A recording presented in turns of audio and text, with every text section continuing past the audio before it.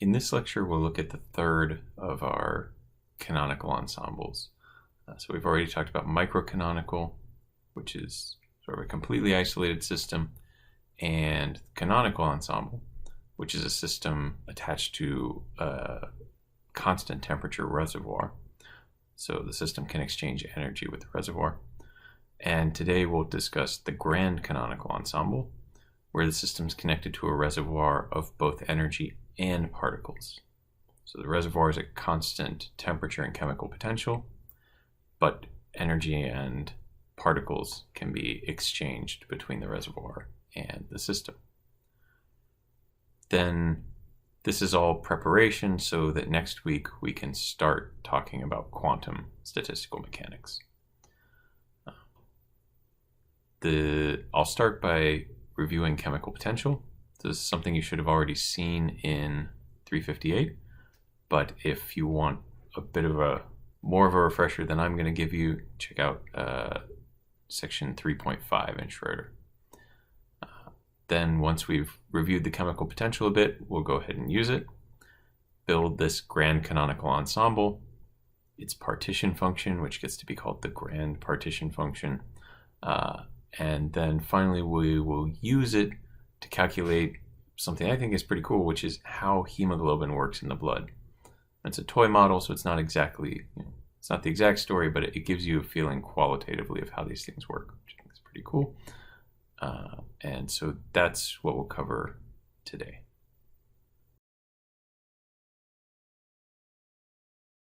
So the chemical potential provides this sort of generalized force that pushes diffusive and chemical equilibria, or rather pushes diffusive and chemical systems toward equilibrium. So if you have two systems in contact, their chemical potentials will become the same. That means that they're in chemical equilibrium or diffusive equilibrium. Much the same as with temperature, right? If I put two systems in contact and their temperatures equalize, they've come to equilibrium with each other, come to thermal equilibrium. So chemical potential, you're going to see, is very analogous to temperature in this regard, right? If I have a high temperature and a lower temperature, energy wants to flow from high to low to bring the two into equality, bring the two temperatures into equality. And similarly, if I have a region of high chemical potential and a region of low chemical potential, particles want to flow from high to low chemical potential to equalize the chemical potentials. So one of the defining derivatives for chemical potential is this one. This is the one we're going to think about the most. And this says chemical potential is the derivative of energy, of internal energy, with respect to particle number at fixed entropy and volume. Okay. So, frequently we think of a system as having essentially a fixed volume, right? When we derived the canonical ensemble, there was this PDV term that we dropped because we said, well, dV is always really small. The volume of the system won't change too much. So similarly, if we think of our system as being more or less at fixed volume naturally, you could say that the chemical potential is the change in energy of the system when you add a new particle at constant entropy. And we'll sort of unpack that explicitly in a moment. So just sort of keep that description in the back of your mind.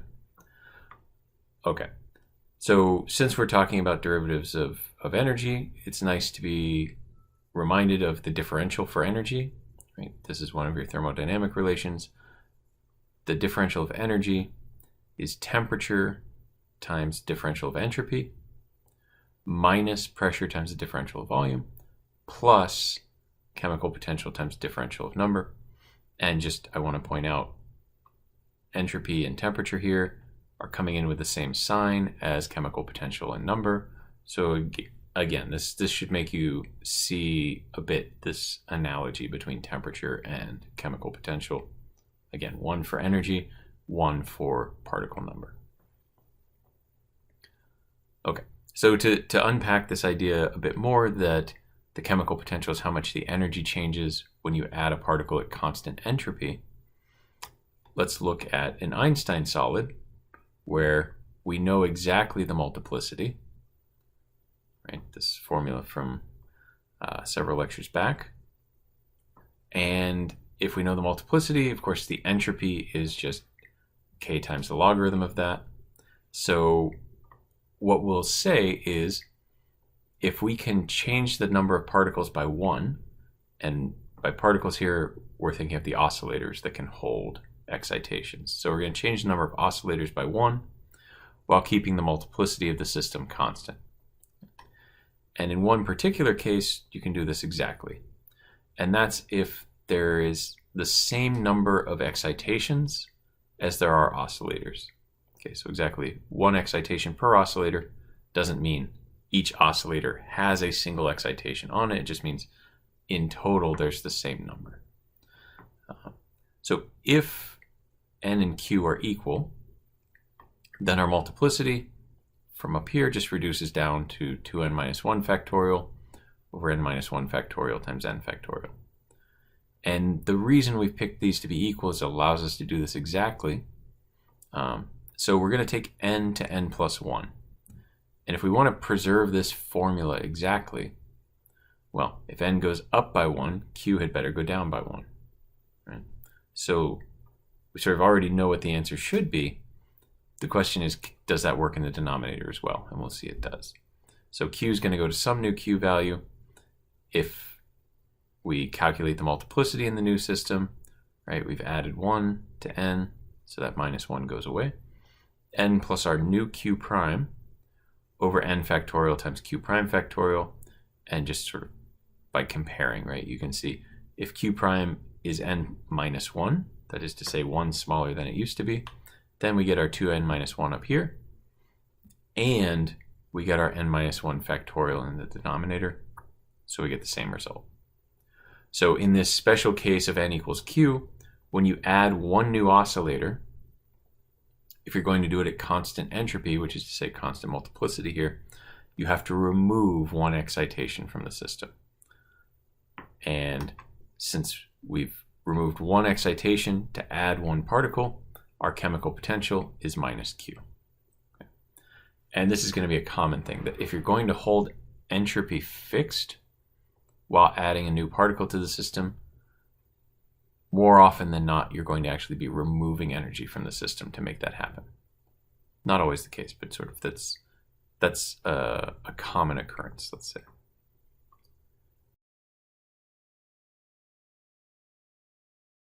So with the chemical potential in hand and this sort of analogy between chemical potential and temperature in mind, we're going to go on and describe the grand canonical ensemble.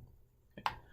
So when we did the canonical ensemble, you remember we had some system of interest, and I think I showed it as just a dot before to emphasize that we were going to be thinking about single states of that system, but we're heading to a world where we're going to have bigger systems that we're interested in. Particularly if you figure we can now exchange particle number, having the particle number always be 1 wouldn't be very interesting. Okay. So we've got some system, and in the canonical ensemble it's attached to a large reservoir such that energy can be exchanged between them, and the reservoir is big enough that it can exchange energy with the system without affecting its temperature. To describe the grand canonical ensemble, we're essentially just going to take that analogy between temperature and chemical potential and carry it directly over. So now our system can exchange both energy and number of particles with the reservoir. And the reservoir is big enough that it can exchange energy and particle number without its temperature or its chemical potential changing. And that's it. That's sort of the main idea. This is going to all feel very similar to the canonical ensemble, I mean, for a reason, right? We've built a lot of machinery in the canonical ensemble, and that will all sort of carry over into the grand canonical ensemble. So the derivation is going to follow very similarly, right? We say, if I fix the state of the system, call it SI, then there is no entropy to the system because I fixed it. And we discussed a little bit with Canonical Ensemble, there's the caveat. If you fix the state with some degeneracy, then that degeneracy can show up in the exponent, right, as a sort of entropy of the state, if you will. But again, we're going to just assume we fixed a state, and the degeneracy, you know how to deal with that. So if we fix the state, then the entropy of the total system is just the entropy of the reservoir. And so the ratio of probabilities between two states, S2 and S1, well, it should just be the ratio of the multiplicities. And since we fixed S1 and S2, this is just the multiplicity of the reservoir, omega R. So the ratio of the probabilities is the ratio of the multiplicities. And we just mentioned up above that the entropy is K log omega. You can just reverse that. Omega is e to the 1 over K times the entropy. So again, this probability ratio, now we've got it as an exponential of the entropy of the reservoir. And of course, the ratio of the exponentials is just the difference.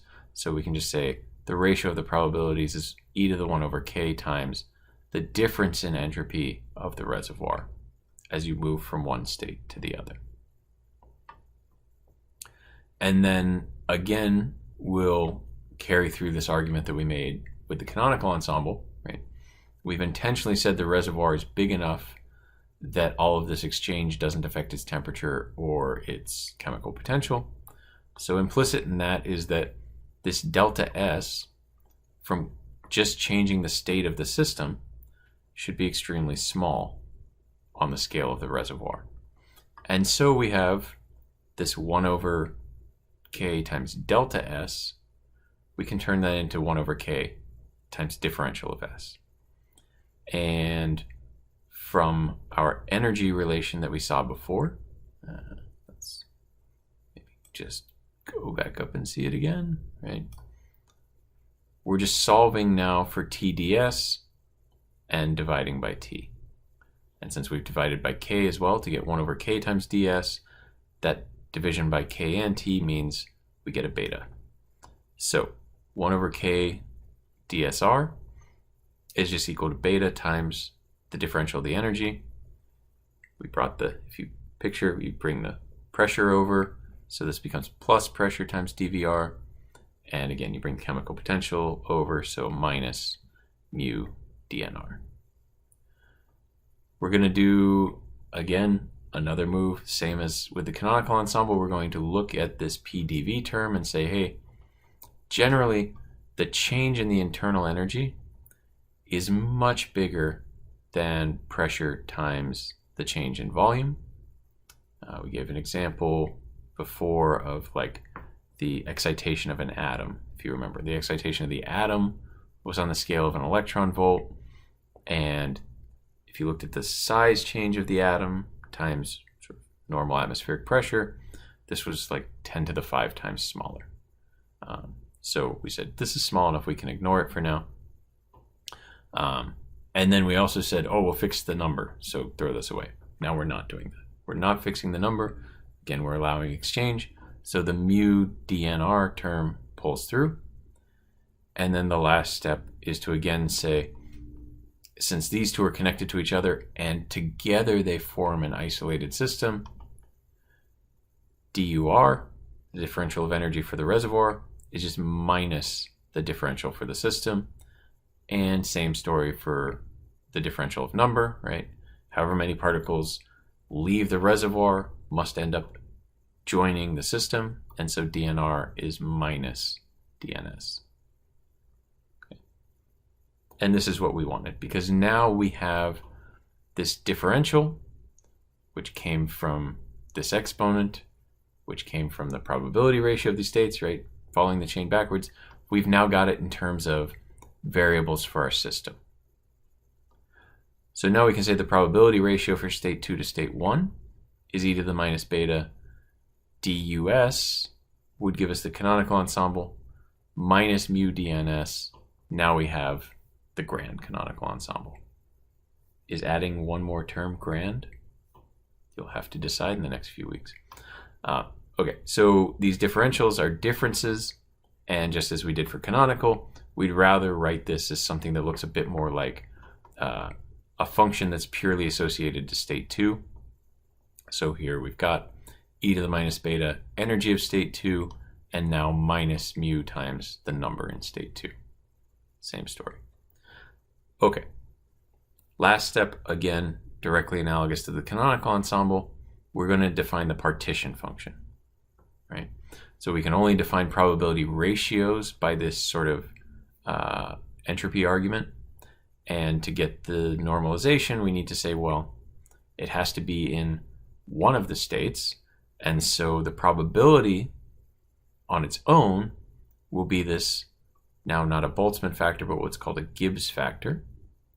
So it'll be this Gibbs factor divided by the sum of the Gibbs factors over all states. And before, that gave us the partition function in the canonical ensemble. In the grand canonical ensemble, it gives us the grand partition function. Okay, so this sum on the Gibbs factors over all states gives you the grand partition function. Schroeder distinguishes this from the canonical ensemble by using a fancier Z. My Z is even fancier than his. Mine's in cursive. Okay, so we just it's all a very analogous story. But now we can deal with number fluctuations as well as energy fluctuations, number transport as well as energy transport. Now we're going to look at what I think is a really interesting application of the grand partition function, or the grand canonical ensemble, which is how hemoglobin transports oxygen through your body. So hemoglobin is one of the most important molecules for moving oxygen throughout your body, taking it in at the lungs and then transporting it and releasing it where it's needed. And let me just give you a bit more background on hemoglobin. Okay, it's a molecule that holds on to, well, let me show you.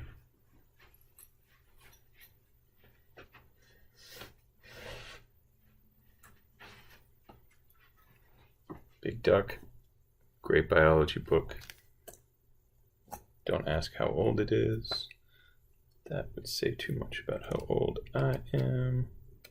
All right.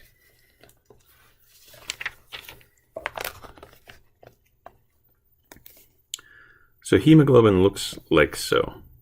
It's got 4 independent parts, or semi-independent parts, and each of them has this little, I hope it's coming through on the video, this little red speck in the middle called a heme group.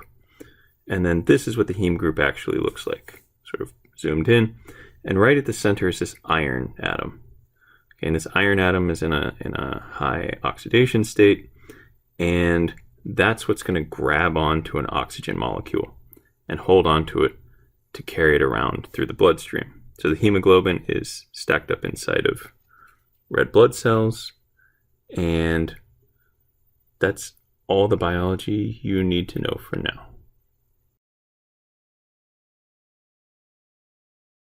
All right, I wanted to show you something of how the hemoglobin molecule really looks, because we're going to do the standard physicist thing, which is take something horribly complicated and treat it like a sphere. Or, in fact, I've treated it like a rectangle with a little hole in it. This is sort of similar drawing in Schroeder. Okay, but you see the key part is that this iron in this +2 oxidation state is just waiting to grab onto something. And there are 2 different things that it's likely to grab onto. One of them is oxygen. That's what we want it to grab onto. And the other is carbon monoxide.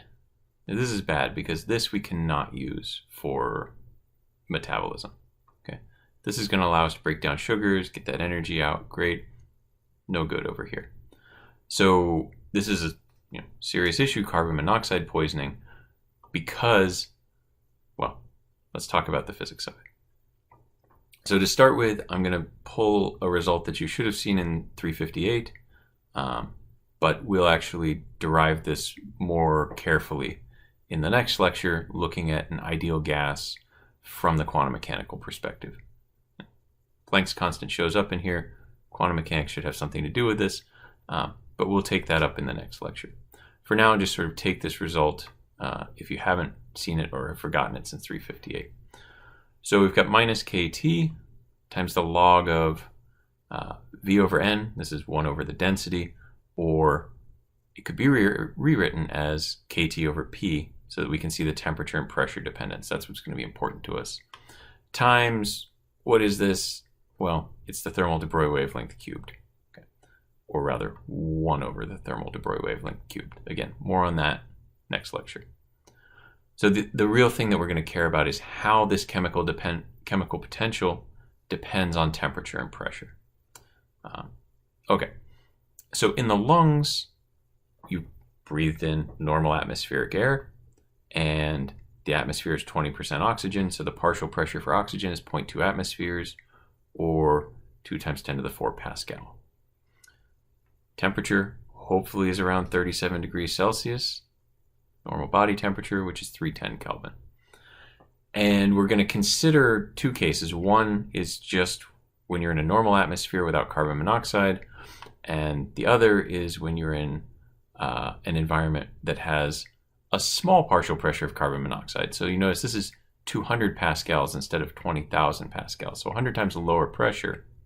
But what we're going to see is that the binding of carbon monoxide to this heme group is stronger than the binding of oxygen. Okay. So before we touch on that, let's just wrap up the chemical potential.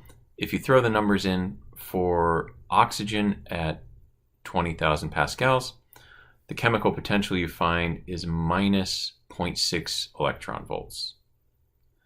And if you throw in carbon monoxide's pressure, you get minus 0.72 electron volts. So again, this is why we wanted to look at this in terms of temperature and pressure, and particularly pressure. We're going to assume that your temperature is not changing too terribly. But the pressure, or what we'll say is the effective pressure of each gas, changes as your blood moves through your body. Okay. So when the pressure of an ideal gas drops, so does the chemical potential. Think of this interchangeably as when the pressure drops, the argument of the log gets bigger, but there's a minus sign out front, so it gets more negative. Or you can bring the minus side inside. That flips the P to the top, and you can see as pressure drops, chemical potential drops. As pressure rises, chemical potential rises. So this lower pressure means we've got a lower chemical potential for carbon monoxide. And the binding to the heme group is key here. So if we don't have anything there, there's no binding energy, right? 0 EV, easy enough.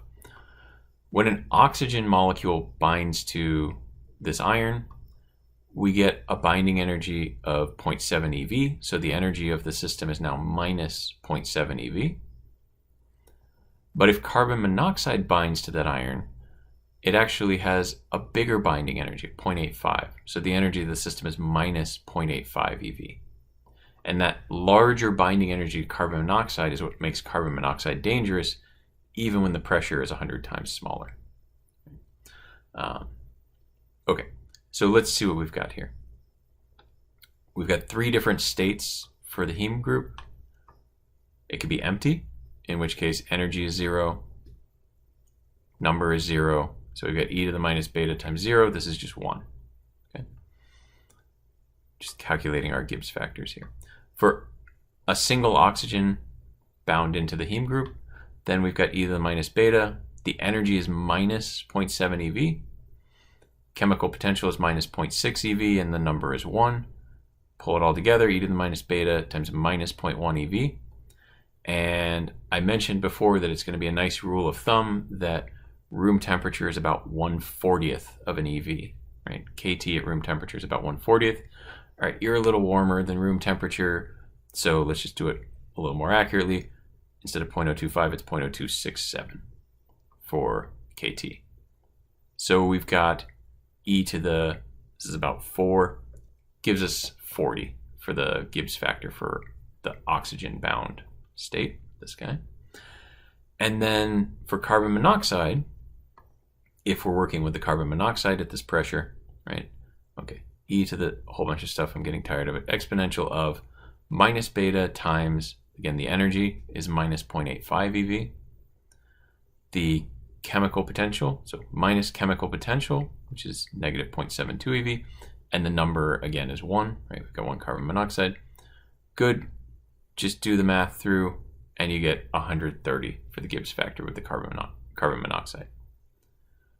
So without carbon monoxide in the just regular atmosphere, our grand partition function is just the sum of 2 Gibbs factors, right? It's essentially a 2-state system. You got the 1 from empty, the 40 from oxygen bound, and so the probability that oxygen is bound to the heme group is, well, the Gibbs factor for oxygen bound divided by the partition function. This is like 98%.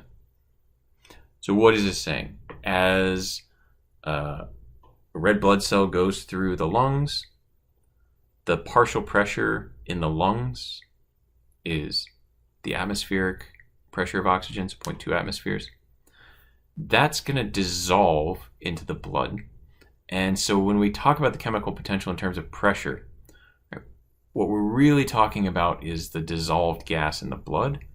And we're using the pressure as a proxy for that, saying this is how much is dissolved if it's at equilibrium to an atmosphere above it of this partial pressure, right? Because once we get deeper into the body, it's maybe a bit harder to say what's the partial pressure of oxygen, inside of a blood vessel, but the dissolved oxygen in the blood you can tell, and so this is going to be our proxy. We'll just refer to the equivalent pressure. Okay, so comes through the lungs, 98% probability that an oxygen binds to the hemoglobin. Great, that's what we want. We want oxygen. If you have this small partial pressure of carbon monoxide, again, 100 times lower pressure than the oxygen, our grand partition function now has this huge extra term added to it. And so same calculation, right? The probability that we're in the oxygen-bound state is the Gibbs factor for oxygen over the grand partition function, but now that huge term has dropped us to 23%. So it's far more likely, about 3 times more likely, that you bind carbon monoxide when you're in the lungs than that you bind oxygen. So that's bad, right? This pressure that we're using is right at the level where carbon monoxide poisoning is like diagnosed. So that's bad. You're not getting nearly enough oxygen now.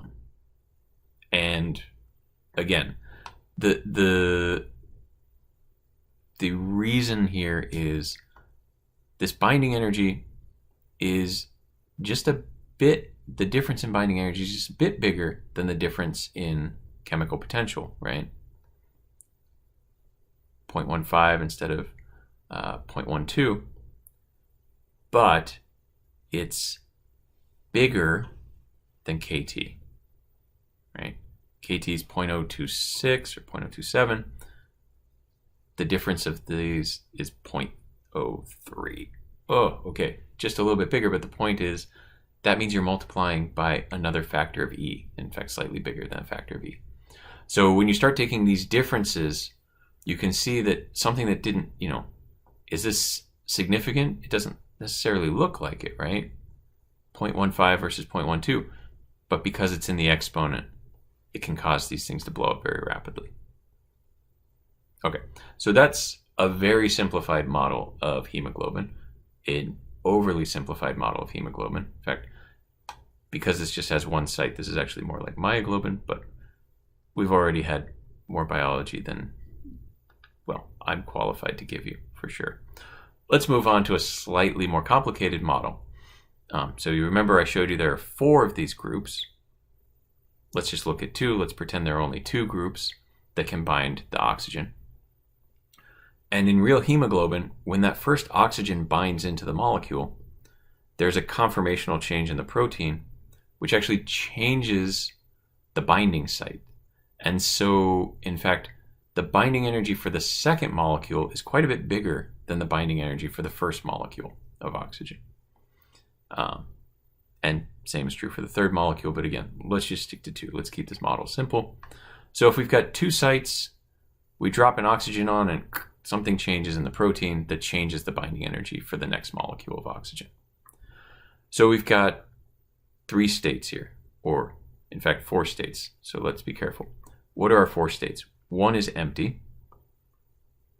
2 is an oxygen on the left. 3 is an oxygen on the right. And 4 is the 2 together. So 2 oxygens. Right? So if we have a single oxygen, the binding energy is 0.55 eV. So our total energy of the system is minus 0.55 eV. And if we have 2 oxygens, the energy of the system is minus 1.3 eV. So again, you can see this is more than, if you just doubled this, you'd get minus 1.1. So the binding energy for the second molecule is bigger. And now let's ask, in this scenario, again, as we pass through the lungs, what's the average number of bound oxygens? Okay. So again, we need to calculate our grand partition function. For the state with no oxygens, again, it's e to the minus beta times 0, right? Energy 0, number 0, so this will just come down as a 1. We've got a degeneracy for 1 oxygen molecule, right? There's either on the left side or on the right side, so we get a 2 out front. E to the minus beta is the energy of the system with 1 oxygen molecule, chemical potential and number. And then for the 2 oxygens bound, e to the minus beta, again, now we've got this deeper bound, so bigger binding energy, minus 1.3 eV, chemical potential and the number. Okay. So just do the arithmetic again. We've got e to the minus 0.05 eV for the single oxygen molecule and positive 0.1. Okay, so this is actually quite a change we've got. The binding energy for the single molecule is actually smaller than the chemical potential, whereas the binding energy for 2 molecules is actually bigger than twice the chemical potential. So we've got a sign change in the exponent. What does that give us? 1.3 and 42.3. You can already see what's going to happen here, right? This term is going to totally dominate what physically happens. So the total grand partition function, 43.6. And now, how do we calculate the average? Okay, bring this up to the screen so I'm not blocking this with my face again. How are we going to calculate the average number of oxygen molecules? Same way we calculated averages with the canonical partition function, right? So we're just going to take 1 over the partition function times our quantity times its probability. Just add those up, right? So 1 oxygen molecule times the Gibbs factor for 1 oxygen molecule, again, degeneracy factor of 2, same exponent as before, And then if we have 2 molecules bound, our number of molecules is 2. Gibbs factor is this guy, same as above. Churn through it, 1.9. So your expected number of oxygen molecules that get bound to this 2-site model as you swing through the lungs is 1.9. Okay. So very high probability that you've got 2 molecules. Now, that's sort of a funny thing. Why would it be bound like that? So just as a suggestion of what's going on here, let's think about what happens to the terms in the partition function. And let me say this up front. I'm probably not going to say grand partition function every time we talk about the fancy Z, all right? It's got a fancy Z. It doesn't need to be called grand every time. Okay. So when we're changing the chemical potential, right? Because remember, as you move away from the lungs, some of the oxygen is going to be leaving the blood, which means the effective pressure of oxygen in the environment of your hemoglobin molecule is going to be dropping. What did we say about dropping pressure? The pressure's dropping, the chemical potential is also dropping, right? Bring the minus sign inside. This is going to go the same way the pressure goes. So if the pressure's dropping, the chemical potential's dropping, and it's negative, so that is to say it's going to get more negative. So I asked a particular question here, which is, what do we need to do to make this term equal to 1 instead of 40, right? Well, what we need to do is we need to get the chemical potential term to exactly cancel the binding energy term. Well, the difference was 0.1. We've got n equals 2. So we need the chemical potential to drop by another 0.05 eV. Then suddenly this term will be on the same footing as the no oxygen bound term, right? And of course, if we're doing this, this is also going to cause problems up here, right? This situation is going to get even worse. So this number is going to get even smaller. Probability to be single bound is going to drop at the same time that the probability to be double bound drops. Good. So if we wanted it to drop by this much, and we know KT, all right, I was careful about KT before and said 0.0267. I'm going to go back to 0.025 just because it makes the math really transparent here. Okay. If we want the chemical potential to drop by this much at this temperature, what's that going to do to the logarithm? And I'm asking this because what I want to know is at what pressure, or again, effective partial pressure of oxygen, at what pressure will this come to pass? And I've just doodled it out on the side here, right? We've got minus KT log of some stuff is minus 0.05. KT's 0.025, so log of the stuff is just 2. We look back up here, right? Log of this stuff is 2. That means we're adding out here another minus KT times log of 2. And of course, adding logs is the same as multiplying the arguments. So what's happening is we're multiplying the pressure by e to the 2, or in fact, because we're going negative, e to the minus 2, right? So in other words, the double bound site becomes on an even footing with the no bound site as soon as the pressure becomes about 1/7 of what it was in the lungs. Okay? And now if you think about the structure of this exponent, this is going to rapidly become less than 1, right? If it's 1/7 gets you to 1, 1/8 is going to actually have you quite a lot less than 1 because, again, we're taking a difference of big numbers here. So as the chemical potential goes up just a tiny bit, it's still going to be large compared to KT. Like the difference is going to be large compared to KT. And so essentially what's going to happen is there's a threshold of pressure where we sort of rapidly transition from double bound is the stable state to empty is the stable state. In other words, the hemoglobin is going to release its oxygen at a very specific pressure. So that's what's going on with this sort of correlated binding. And again, the real molecule, it's more complicated. There's 4 sites, but I think we already see sort of the main idea, and it's nice that we can have this all come out of just the simplest considerations of how we use the grand partition function. So maybe it is grand.